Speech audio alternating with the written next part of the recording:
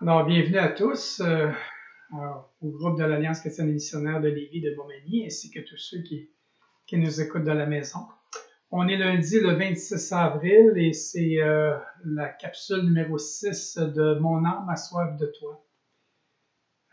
Récemment, nous avons médité au sujet de la foi, qui est essentielle à notre vie de prière en considérant notre perception de Dieu, et du monde invisible. Et on a réalisé qu'il n'y avait pas de différence entre le spirituel et le réel, parce que le spirituel est réel. Nous avons aussi médité le psaume 139, une révélation profonde de l'omniprésence de Dieu. Dieu est ici, chers amis. Où que nous soyons, Dieu est là. Il n'y a pas de place où il n'est pas. Paul, dans Acte 17, on avait vu qu'aux Athéniens, il avait dit que Dieu a voulu qu'ils le cherchent et qu'ils s'efforcent de le trouver en tâtonnant, bien qu'il ne soit pas loin de chacun de vous. C'est ce que Paul disait aux Athéniens, car en lui, nous avons la vie, le mouvement et l'être. Alors, la grande question, c'est pourquoi, si cette présence est là, qu'elle n'est pas universellement célébrée et reconnue. Et on avait vu avec Jacob au chapitre 28 de la Genèse que Jacob avait eu une vision de Dieu. Il y avait eu une échelle qui partait de la terre jusqu'au ciel. Il voyait Dieu qui était dans le ciel et qui lui a parlé. Et il avait terminé en disant, bien, l'Éternel est en ce lieu et moi je l'ignorais. Vous savez, les hommes en général sur cette planète ne savent pas que Dieu est ici. Maintenant, quelle différence, c'était là-dessus qu'on avait terminé, quelle différence cela ferait-il s'il le savait? Et je vous avais invité à lire et à méditer Jean au chapitre 1, versets 1 à 18, qui nous parle de la parole vivante de Dieu. J'aimerais commencer avec un mot de prière. Ô Dieu, que par ton Saint-Esprit, qu'on puisse encore te connaître plus ce matin. Donne-nous une connaissance encore plus profonde de ce qui est invisible. Peut-être invisible à nos yeux, mais tellement bien réel. Ouvre les yeux de nos cœurs que nous puissions voir ta gloire et entendre ta voix. Nous te le demandons au nom du Seigneur Jésus-Christ, notre Sauveur. Amen. Il est important de savoir que Dieu essaie toujours de se manifester à nous. Il n'est pas un Dieu qui est lointain, qui est venu juste nous rendre une petite visite pour nous sauver, puis bye-bye par la suite. On se reverra la prochaine fois. Rien n'est plus faux. C'est certainement une mauvaise compréhension. Ce n'est pas une question de distance, mais c'est une question d'expérience.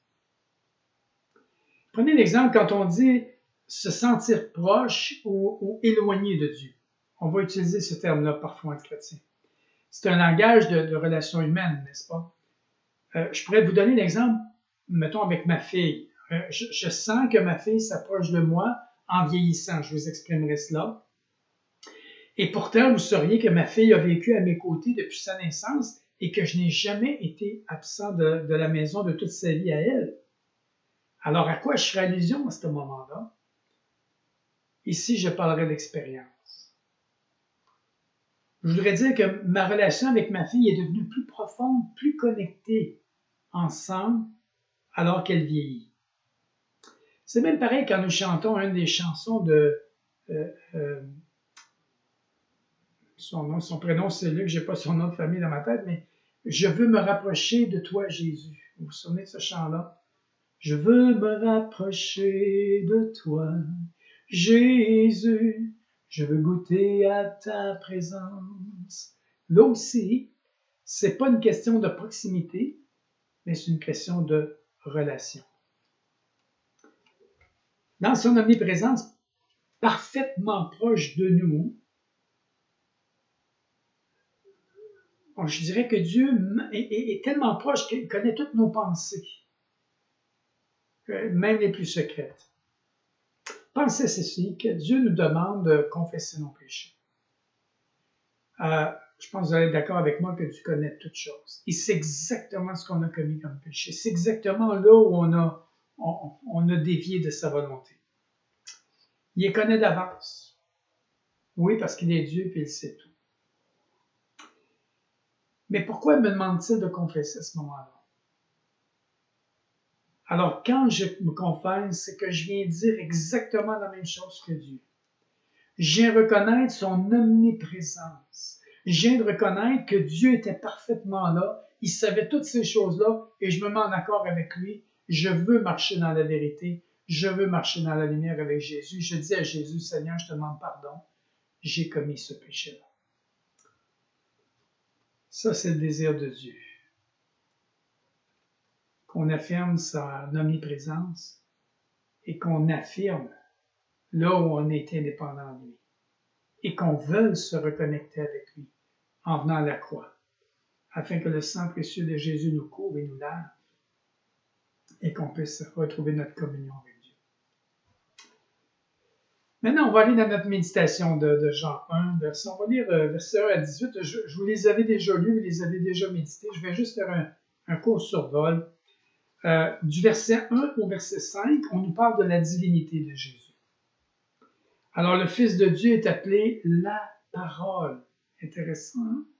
Jean fait un lien direct avec la parole. Je crois qu'il y a une analogie avec nos paroles. Vous savez, quand je parle, je vous explique, je vous exprime ma pensée. Je vous exprime ce que je crois dans mes pensées, ce qui est là. Autrement dit, je me révèle à vous. Le Fils de Dieu a été envoyé pour révéler l'Esprit de son Père au monde. C'est pour ça qu'on dit qu'il était à l'image du Dieu vivant. Jean nous dit que la parole était préexistante et coexistante avec le Père. Toutes choses ont été faites par Christ. Ce que Jean dit de Christ prouve qu'il est Dieu. La relation étroite entre vie et lumière qu'il fait est compréhensible pour nous qui vivons sur la terre. Parce que dans notre monde physique, la vie dépend de la lumière. Et pensons juste au récit de la création. La première chose que Dieu a créée, il a dit que la lumière soit. Dans la lumière, il y a la vie. Alors Jean transfère cette idée au monde spirituel. Les versets 6 à 14 nous parlent de sa nature divine et humaine. Il nous dit que Jean-Baptiste fut envoyé. Intéressant, être envoyé, c'est répondre à un appel, n'est-ce pas? Son rôle consistait à attirer l'attention des hommes, non sur lui, mais sur Jésus.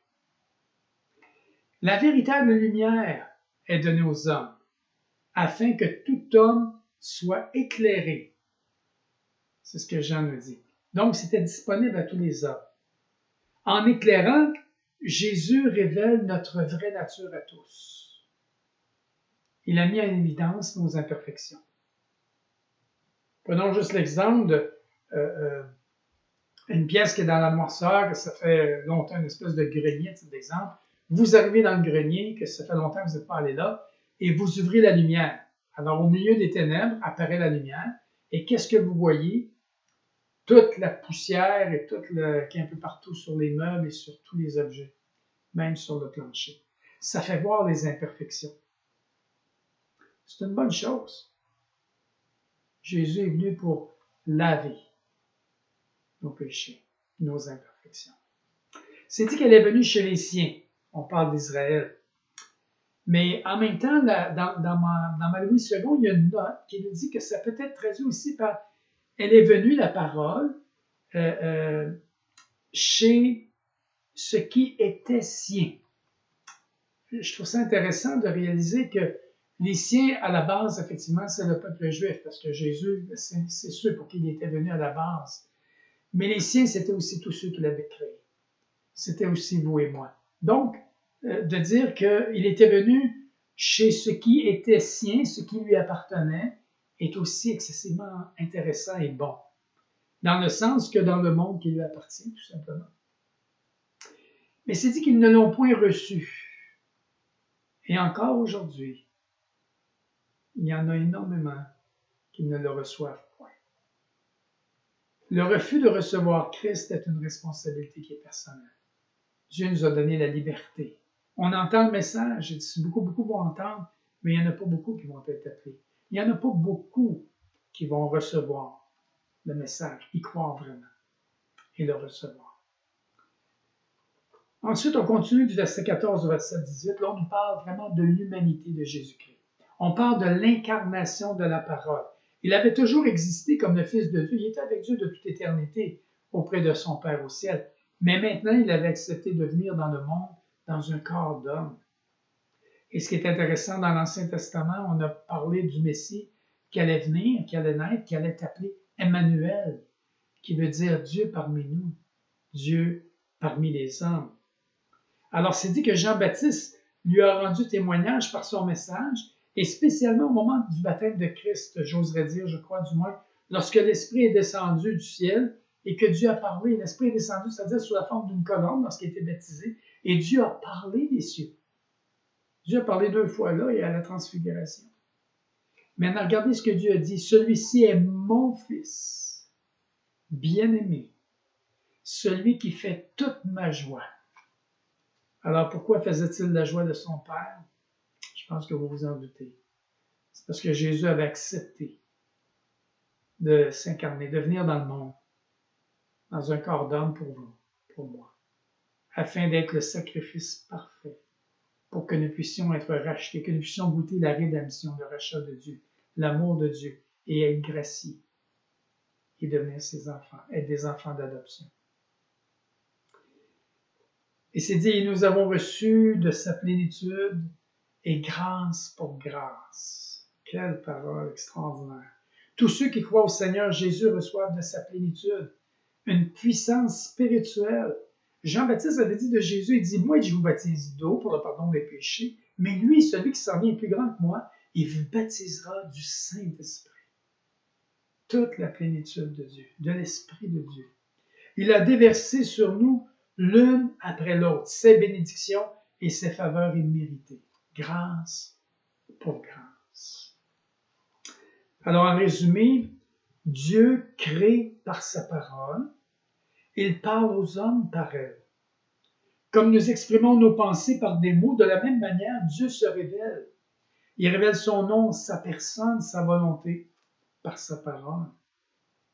Et cette parole a été faite chair pour enseigner les hommes, pour faire connaître et manifester aux hommes que nous sommes, qui avons été créés nous-mêmes par sa parole. Donc la parole de Dieu nous a créés. Et la parole de Dieu nous donne la vie et la lumière. Maintenant, une des questions qu'il faut se poser, c'est que Dieu parle encore aujourd'hui. Êtes-vous conscient de la voix de Dieu qui parle dans notre vie, dans votre vie à vous? Essayez de vous rappeler un moment où vous avez eu la certitude que Dieu vous parlait.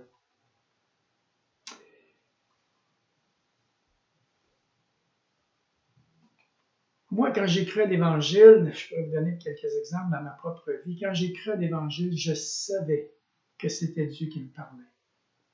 Quand j'ai entendu le message de l'Évangile par une pure étrangère qui ne savait rien de ma vie et qui m'a témoigné l'Évangile de Jésus-Christ, je savais que ça s'adressait à moi, que c'était une parole pour moi.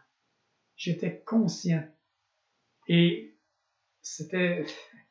j'avais cette certitude-là et je rends grâce à Dieu que cette personne-là m'a témoigné l'Évangile parce que j'avais crié à Dieu une semaine auparavant, demandé à Dieu s'il existait et s'il existait, qu'il fasse quelque chose pour moi parce que j'étais dans une profonde détresse. Et dans les psaumes, il est écrit que quand le malheureux crie à l'Éternel, l'Éternel l'entend et il le sauve.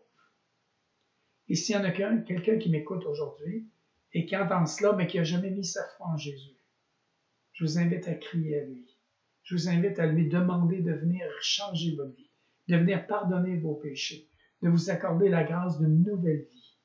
C'est ce qu'il a fait pour moi. Je suis tellement reconnaissant de cette révélation personnelle que Dieu m'a faite en Jésus-Christ. Un autre élément, un autre moment, c'est quand Dieu m'a appelé pour le ministère.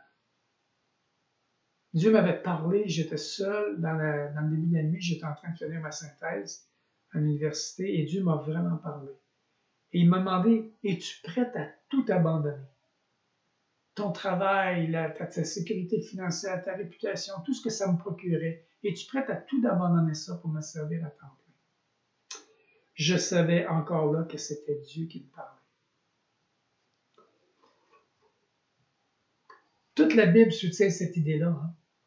Dans le psaume 33, verset 9, il dit « Car il dit, et la chose arrive. Il ordonne, et elle existe.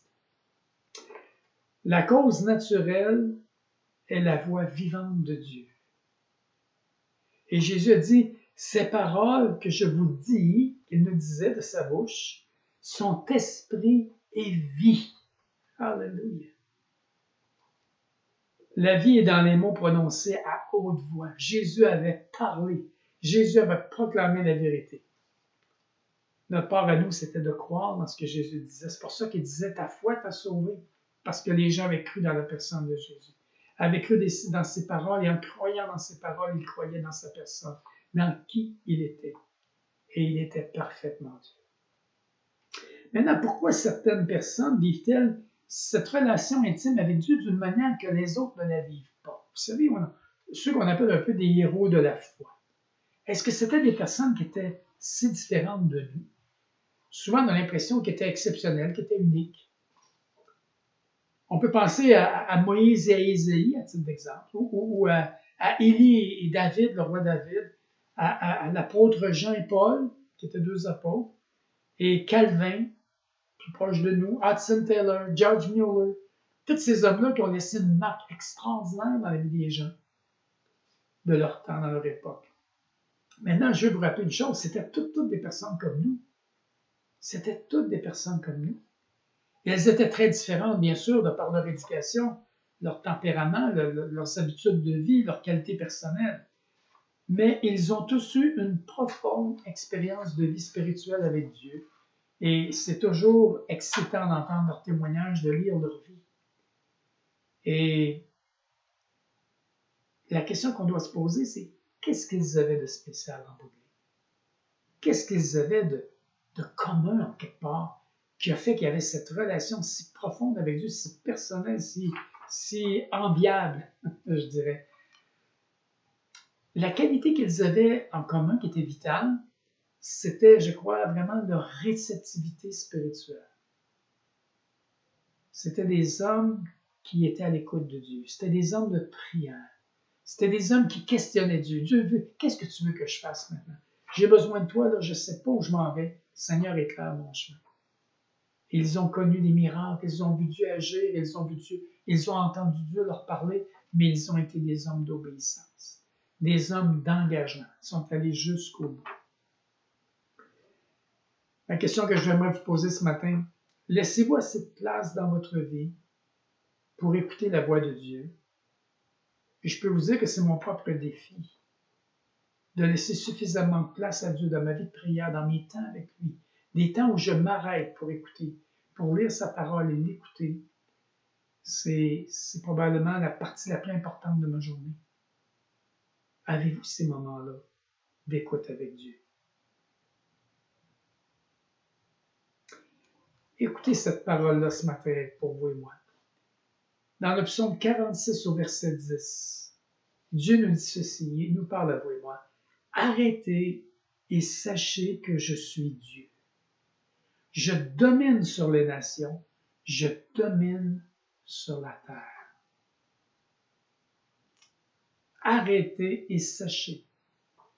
Savoir, c'est une expérience. Mais Dieu dit, arrête-toi. Serge, moi-même, arrête-toi. Sache que je suis Dieu.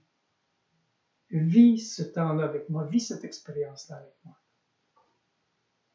Dans Ésaïe, chapitre 30, au verset 15, Ésaïe dit ceci, « Car ainsi a parlé le Seigneur, l'Éternel, le Saint d'Israël. C'est dans la tranquillité et le repos que sera votre salut. C'est dans le calme et la confiance que sera votre force. » N'est-ce pas une parole puissante qui nous dit encore là, arrêtez et sachez que je suis Dieu. Il nous dit, c'est là qu'on va avoir le salut, c'est-à-dire la réponse à notre besoin qui va nous sauver, qui va nous sortir de notre détresse, qui va nous sortir de ce qui est difficile à vivre dans un moment. Et en même temps, c'est dans le calme et la confiance. Donc, ma confiance, c'est dans une personne, dans le Dieu tout-puissant, tout-présent et tout-connaissant qui a créé le ciel et la terre, qui m'a créé et qui m'a donné le livre, j'appelle ça le livre du manufacturier, la Bible, et m'a donné tout ce que j'avais besoin. Et il me parle encore aujourd'hui à travers sa parole. Prions ensemble quelques instants. Seigneur, je reconnais que tu parles encore aujourd'hui. Enseigne-moi à écouter. Je t'avoue que notre époque est bruyante et mes oreilles, comme celles de mes frères, mes amis ici, sont presque continuellement assaillies par toutes sortes de choses. L'Internet, la télévision, les médias, et même nos propres pensées. C'est comme si c'était une transmission sans fin. Seigneur, j'aimerais te demander de me donner à moi et à ceux qui m'écoutent l'esprit de ton prophète Samuel, du jeune Samuel. Quand il a dit, maintenant, Père, je sais que c'est toi qui parles, ô Dieu. Parle car ton serviteur écoute.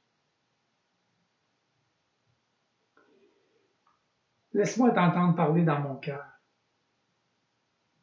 Laisse-moi m'habituer à ta voix, qu'elle me devienne vraiment familière. Tu as dit que tes brebis entendent ta voix, elles la reconnaissent et te suivent. Seigneur, je suis l'une d'elles. Et ceux qui m'écoutent ce matin, ce sont aussi de tes brebis. Alors Seigneur, nous voulons ensemble t'entendre et te suivre, afin que tu sois glorifié dans nos vies et que nous puissions avoir cette relation profonde avec toi. On te le demande dans le beau nom de Jésus. Amen. Amen. Alors, pour mardi, pour demain, j'aimerais vous inviter à lire et à méditer le psaume 29. Vous allez avoir des grandes surprises. Que Dieu vous bénisse et vous accorde une merveilleuse journée dans sa présence.